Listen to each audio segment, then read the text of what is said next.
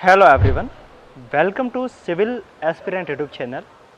दोस्तों मैंने रिसेंटली एक कम्युनिटी पोस्ट के माध्यम से आपसे सवाल किया था कि नेक्स्ट वीडियो किसके ऊपर बनाया जाए, और अधिकतर विद्यार्थियों का सवाल यही था कि 12th के बाद में अपनी प्रिपरेशन को कैसे करें। सो दोस्तों, इस वीडियो के अंदर मैं आपको एक ऐसा साधन बताने वाला हूँ जिसके अंदर मैं एक कॉलेज के अंदर हूँ, प्रिंस कॉलेज, जो कि सीकर के अंदर है। और इसके अंदर आपको कॉलेज के साथ में ही आपके 12th के बाद में ही आपको यूपीएससी की प्रिपरेशन भी करवाई जाएगी, और आपकी जो ग्रेजुएशन है, जो आपकी डिग्री है, वो भी आपके साथ में होती रहेगी। जो आपकी आईएएस की कोचिंग होगी वो भी एकदम पूरी प्रोफेशनल तरीके से होगी, जो कि आपकी एक नॉर्मल जो कोचिंग में बाहर जाके करते हैं वो होगी।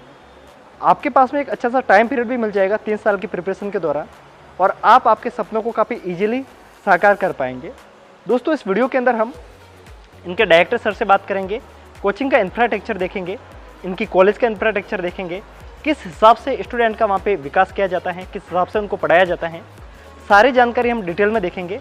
मे भी हो सकता है कि वीडियो थोड़ा सा लंबा जाएगा, क्योंकि इसके अंदर हम डिटेल में बात करेंगे। लेकिन अगर आप 12th पास आउट विद्यार्थी हैं और अगर आप फर्स्ट ईयर में भी हैं, तो यकीन मानिए इससे सुनहरा अवसर आपको कहीं और मिलेगा नहीं। सो दोस्तों, वीडियो को देर तक देखिएगा। चलते हैं, वीडियो को कंटिन्यू करते हैं और इंफ्रास्ट्रक्चर को देखते हैं।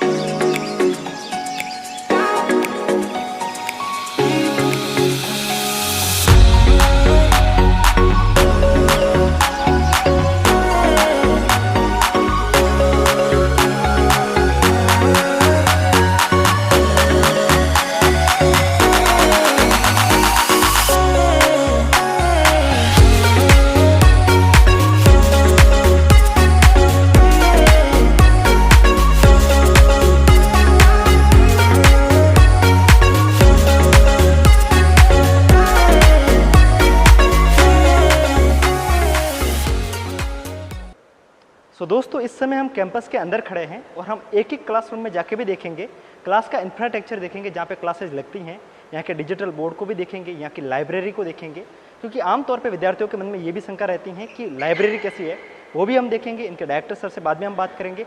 चलते हैं, सबसे पहले हम लाइब्रेरी को देखते हैं और लाइब्रेरी के इंफ्रास्ट्रक्चर को देखते हैं। चलिए अजय। दोस्तों, इस वक्त मैं प्रिंस का जो लाइब्रेरी है वहाँ पे खड़ा हूँ।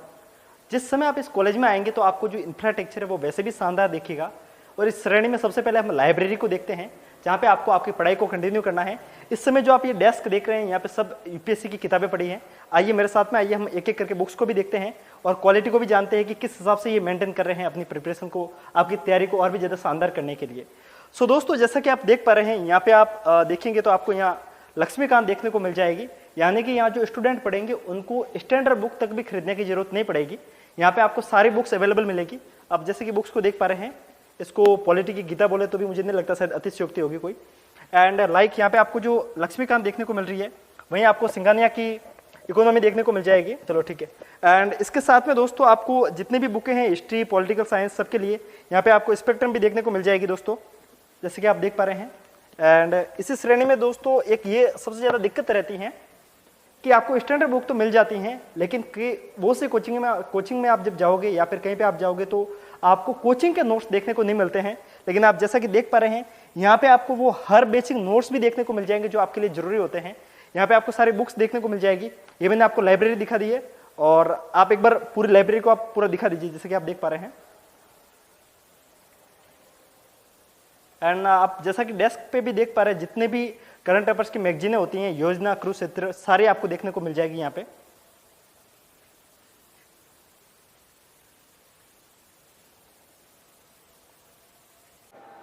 सो दोस्तों, हम बिल्डिंग के अंदर अभी आ चुके हैं, और जैसा कि मुझे इंफॉर्मेशन मिली है, 6th फ्लोर के अंदर बनी हुई बिल्डिंग है, और इसके अंदर जाने के लिए भी मुझे लग रहा है इतनी सीढ़ियाँ हम चढ़ भी नहीं पाएंगे। सबसे पहले यहाँ पे लिफ्ट है, आई थिंक ये जा रही है वापस, हमारे लिए खुली थी और वापस से बंद भी हो गई है। सो आई थिंक ये लिफ्ट है, और अभी हम ऊपर जाएंगे और इसके अंदर का भी इंफ्रास्ट्रक्चर हम शूट करेंगे ऊपर जाकर भी। सो चलते हैं दोस्तों, ऊपर चलते हैं।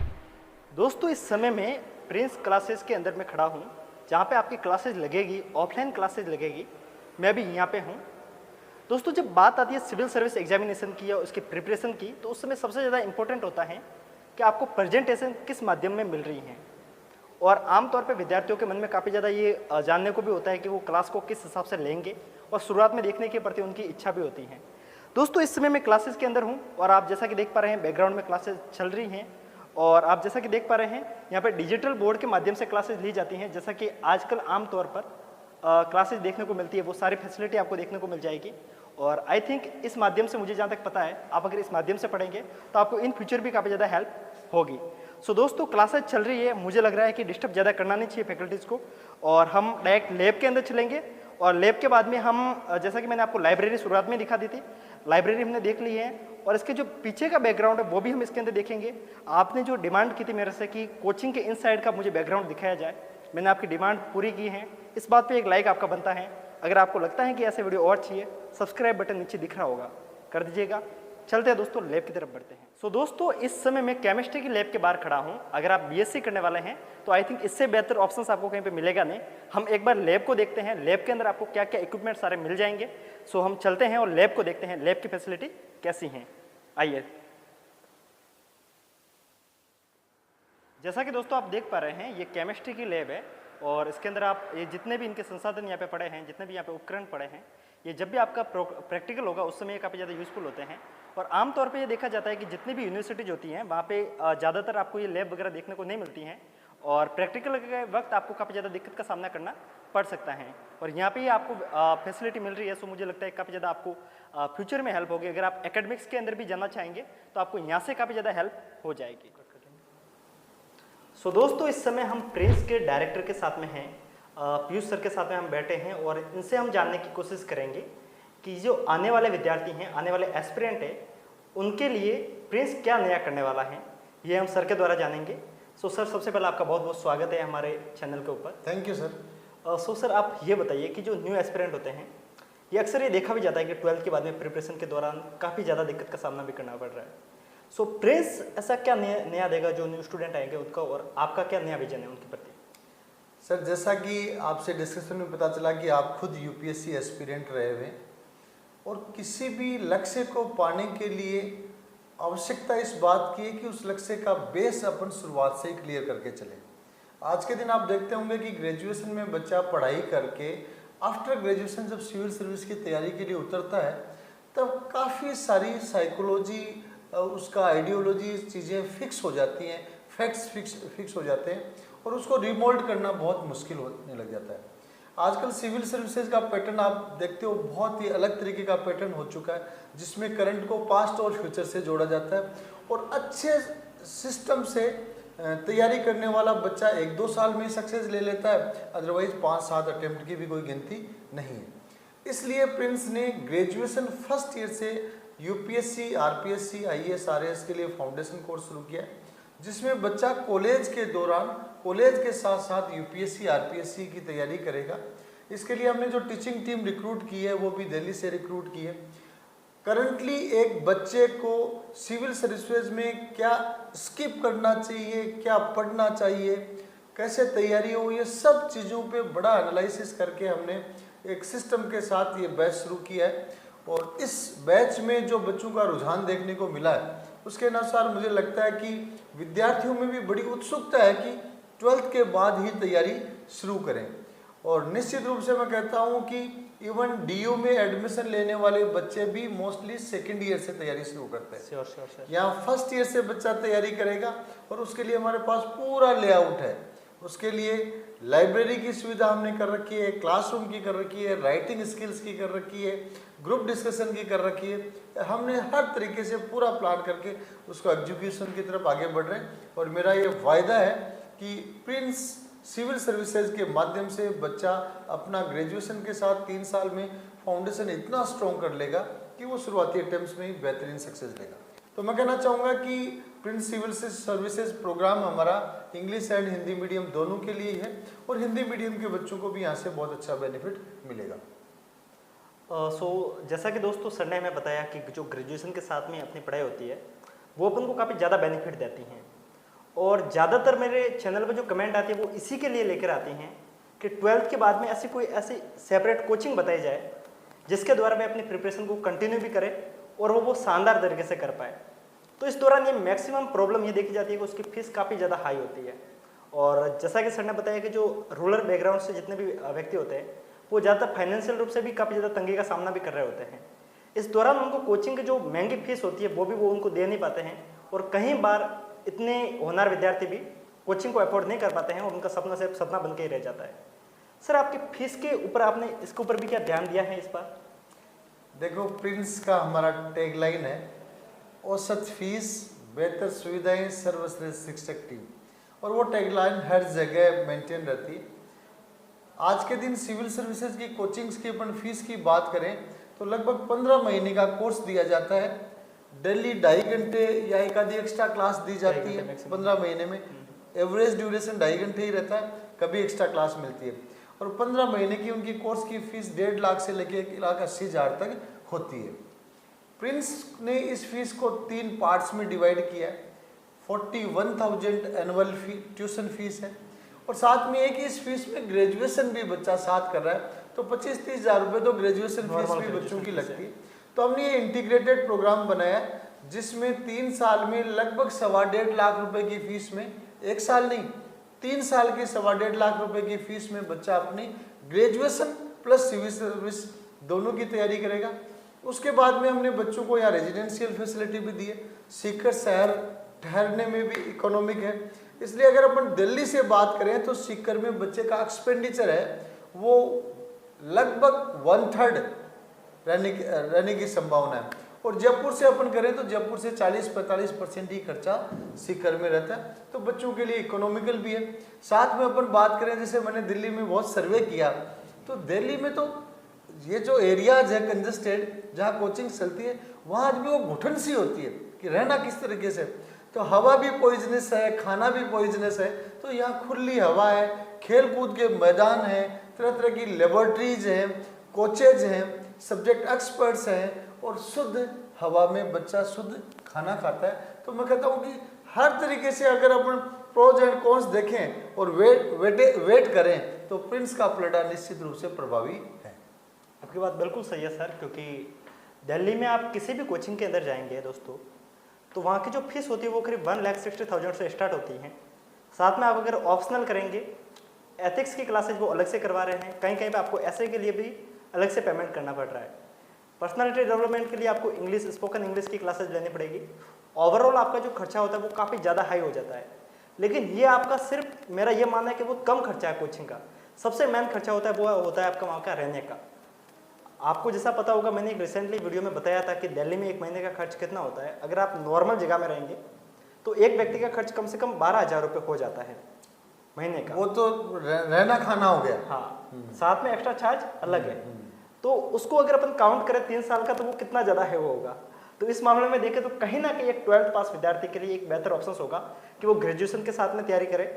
और एक ये भी देखा जाता है कि कोई भी आपको कोचिंग साथ में हॉस्टल की फैसिलिटी नहीं देगा, वहाँ पे आपको अलग से सेपरेट पीजी में रहने को मिलेगा। कॉलेज भी साथ में नहीं देगा। कॉलेज तो कहीं है भी नहीं, लेकिन मैं आपको हॉस्टल की दिक्कत होगी कि हॉस्टल कहीं पे मिलेगा नहीं, पीजी में रहने की सुविधा मिलेगी आपको। इस मुझे जहाँ तक पता है यहाँ पे ये समस्या आपको देखने को हॉस्टल है, बॉयज़ के लिए अलग है, गर्ल्स के लिए अलग है। ये सर की बात बिल्कुल सही है। यहाँ पे जैसा कि मैंने आपको सुबह बताया था, सबसे पहले जब वीडियो स्टार्ट किया था उस समय मैं यहाँ सीकर किसी काम से विजिट के लिए आया था और राजस्थान से जो भी बिलोंग करता है उसने प्रिंस का नाम जरूर सुना है IIT और JEE के लिए। लेकिन इस समय जब मैं यहाँ पे आया तो मुझे सर से मिलने का मौका मिला और मैंने ये कैंपस पे देखा। दोस्तों यकीन मानिए, मैंने दिल्ली की किसी भी कोचिंग को उठाई है, मैं किसी का नाम लेना मुझे लगता है शायद बदतमीजी होगी, इसके कारण मैं किसी का नाम नहीं ले रहा हूँ, लेकिन आप किसी भी कोचिंग को उठाइए, इसका 1/3 भी किसी के पास कैंपस नहीं है। इतना बड़ा कैंपस है। यहाँ पे आपको अलग से मैदान देखने को मिल रहे हैं, जैसा कि मैंने आपको शॉर्ट में भी दिखाए थे। और अगर आप अभी देख पा रहे होंगे, जैसे यहाँ पे खेल के मैदान है, यहाँ का इंफ्रास्ट्रक्चर आप देख पा रहे हैं। आपने किसी भी IAS टॉपर को देखा होगा तो आप पाएंगे कि लगभग मैक्सिमम टॉपर 12 से ही स्टार्ट करते हैं। आपने IAS टेना डबी मैम को देखा हो, आपने IAS सृष्टि देशमुख को देखा हो, उन्होंने भी अपने सेकंड ईयर से ही अपने प्रिपरेशन को कॉलेज टाइम से स्टार्ट कर दिया था और बाकायदा उन्होंने तो सेकंड ईयर से कोचिंग को स्टार्ट कर दिया था। सो दोस्तों मैं ये बोलूँगा कि आपको प्रिपरेशन का पास में, अगर आपके पास में एक अच्छा टाइम है, उसको विजिट आपको गवाइएगा मत, उसको इन्वेस्ट कीजिए। और सबसे बेहतरीन फ़ायदा मुझे यहाँ पे एक लगा कि अगर आप यूपीएससी के अंदर आते हैं तो साथ में आपका जो प्लान भी होता है ना, एस्पिरेंट वेब सीरीज का संदीप भैया का प्लान भी, तो दोस्तों वो आपको यहाँ पे मिल जाएगा, क्योंकि एकेडमिक्स के अंदर आपको यहाँ पे बहुत ज़्यादा सुनहरा अवसर मिलेगा, क्योंकि यहाँ पे आपको कॉलेज भी देखने को मिल जाएगी। मैं सर बीच में इंटरप्ट करना चाहूँगा। पूरे 3 इयर्स का प्रोग्राम है। दिस वन इज प्रोग्राम 1, आप दिखाना चाहेंगे? This one is program 1 and this one is program 2।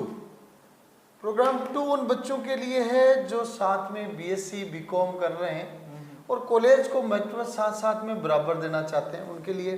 Programme 1 उन बच्चों के लिए है जिनका प्राइम फोकस केवल सिविल सर्विसेज है, उनको हम बीए प्रोग्राम देते हैं और बीए में सब्जेक्ट भी जनरल स्टडीज वाले, history, political science, geography, economics ये देते हैं, ताकि बच्चा 3 साल तक डेली 5 to 6 आवर्स केवल सिविल सर्विसेज की स्टडी करता है।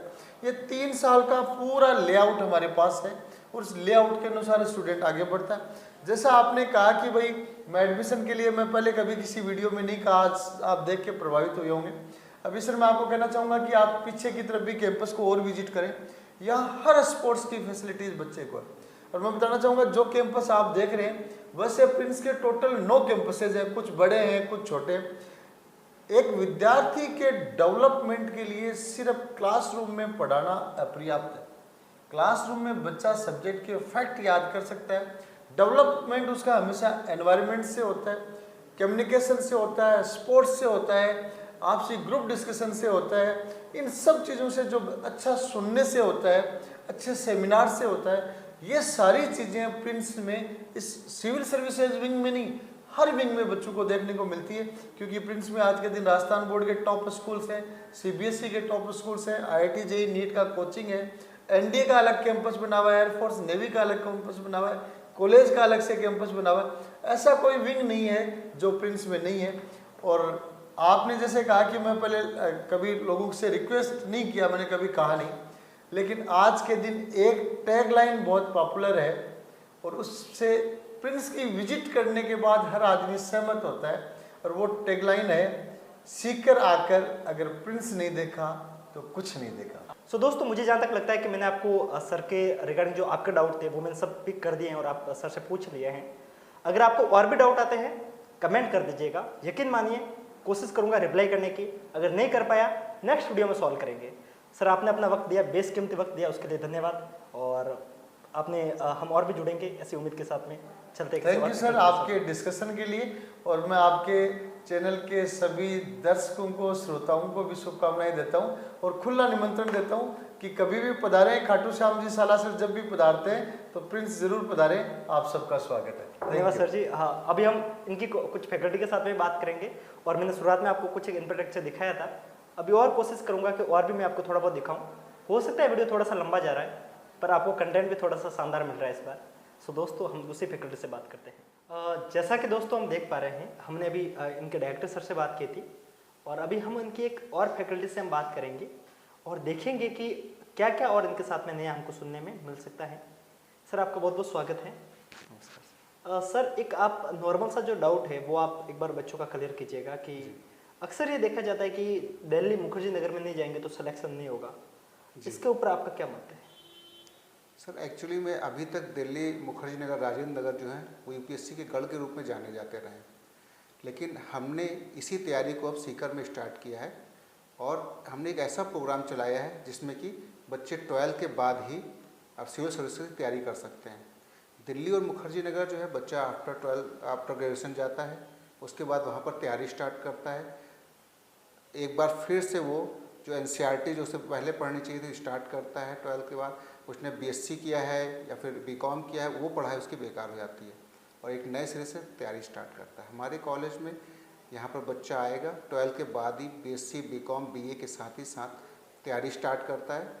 और हम ये सिविल सर्विसेज का जो सिलेबस है बहुत ही विस्तृत है, इसके लिए एक लंबा समय चाहिए होता है, 3 साल का, इसलिए हम इसको एक प्रोग्राम बनाया हुआ है। बीए के साथ साथ बीएससी के साथ साथ उसको करेंगे और 3 साल के बाद वो जब डिग्री लेने के साथ ही साथ वो सिलेक्शन के लिए पूरी तरह से तैयार होंगे। जबकि दिल्ली में बच्चा 21 के बाद पहुंचता है, तैयारी करता है, 3-4 साल बीतते हैं और घर का प्रेशर उस पर पड़ता है, फैमिली का प्रेशर, सोसाइटी का प्रेशर, कि बहुत समय हो गया तैयारी करते हुए, अब कुछ वापस आके कुछ करो, बच्चा जब पीक पर होता है उसी समय उसको अपनी तैयारी छोड़नी पड़ती है। तो ये जो हमारा प्रोग्राम है वहाँ से बिल्कुल डिफरेंट है। 1 साल में कोचिंग ख़त्म हो जाती है दिल्ली में। बच्चे ने कुछ गेन किया है या नहीं किया है, कोचिंग को इससे कोई फ़र्क नहीं पड़ता है। हम यहाँ 3 साल बच्चों को बिल्कुल स्कूल की तरह हम उन पर काम करेंगे, उनके राइटिंग स्किल पर, राइटिंग स्पीड पर हम ध्यान देंगे और यही उनको एक दिन सिलेक्शन कराएगी। धन्यवाद सर जी। जैसा कि दोस्तों आपने बहुत कुछ सीखा होगा सर से। इन्होंने जो बात की वो लगभग पूरी तरह से सही भी है और ये आपने महसूस भी की होगी अगर आपके कोई सीनियर दिल्ली के अंदर हैं तो। अक्सर ये देखा जाता है कि जब आप दिल्ली जाते हैं तो वहाँ से आपको रहने का जब टाइम बीतता है तो आपको फैमिली का प्रेशर भी आता है, लेकिन अगर आप ग्रेजुएशन के साथ में पढ़ेंगे तो आपको प्रेशर का भी डर नहीं रहेगा, आपको साथ में इन्वायरमेंट भी ऐसा मिल जाएगा। दोस्तों हमने लगभग वो सारी जानकारी ले ली है कि 12th के बाद में आप सिविल सर्विस की तैयारी कैसे कर सकते हैं। दोस्तों अगर आपको लगता है कि इस वीडियो के माध्यम से मैंने आपकी ज़रा से भी मदद की है तो एक लाइक तो आपका बनता है। आपके मन में कोई भी डाउट है तो कमेंट कीजिएगा, कोशिश करूंगा कि अगर आपका कमेंट वैलिड होगा तो उसका मैं जवाब देने की भी कोशिश करूंगा। ऐसे ही बेहतरीन वीडियो के साथ में फिर मुलाकात होगी, तब तक के लिए हंसते रहिए, मुस्कुराते रहिए, साथ साथ में पढ़ते भी रहिए। ऐसे ही बेहतरीन वीडियो के साथ में फिर मिलेंगे, तब तक के लिए जय हिंद साथियों।